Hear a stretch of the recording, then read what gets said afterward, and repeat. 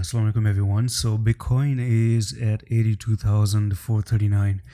It's crazy, and there are some few things that I want to show you at least what my thoughts are. You guys always wait for Adam Coins. Please tell us, what do you think is going to happen?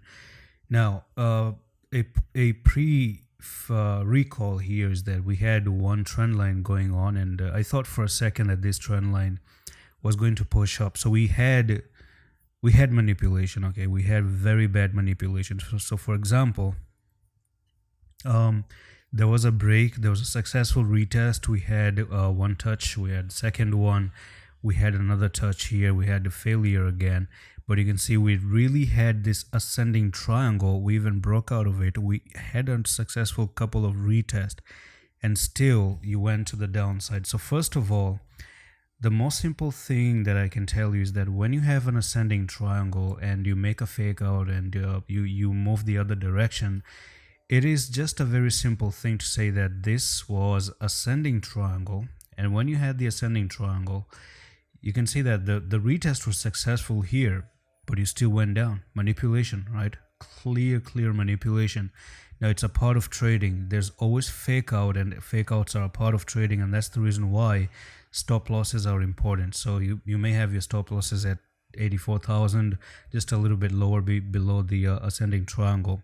And as I was saying, it's a simple thing that if you make a fake out and you move the other direction down, then it just makes sense to come down to the lowest part of the ascending triangle, which is to 78,398. So if we can hold up 78,000 again, because that's your support level now, that's one touch here, that's another touch right there, and you may actually come for the third one, and that can actually be another bottom, and you can actually try to go to the upside. But in particular, what I'm trying to look at, today's 30th of March, 31 is going to be in the next 24 hours.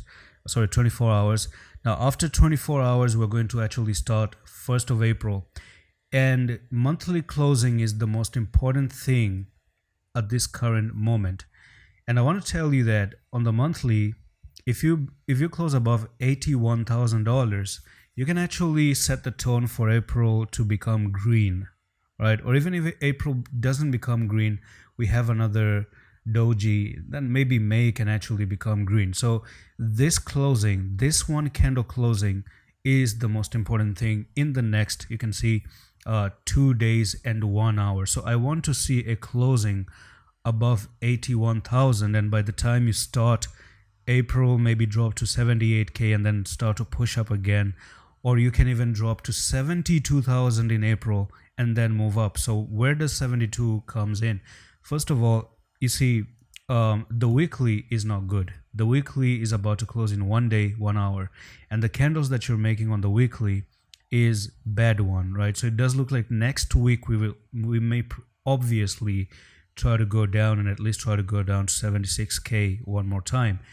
But if you follow the 4-hour time frame, or maybe if you try to follow the daily time frame here, you may actually notice that the support shows that 72k can actually be a possibility, and that actually comes in from this trend line going on. So you can see that there's a couple of touches that has happened with this little bit of support line here. So you got the first touch, you got the second touch, we had another touch and another touch, right? So we're making this channel, and this right here, this resistance that appeared with a fake out, it does look like the lowest you can actually go is to the lowest part of this channel. So maybe after all, we're looking for something like this, right? So maybe even $68,000 is a possibility in the cards.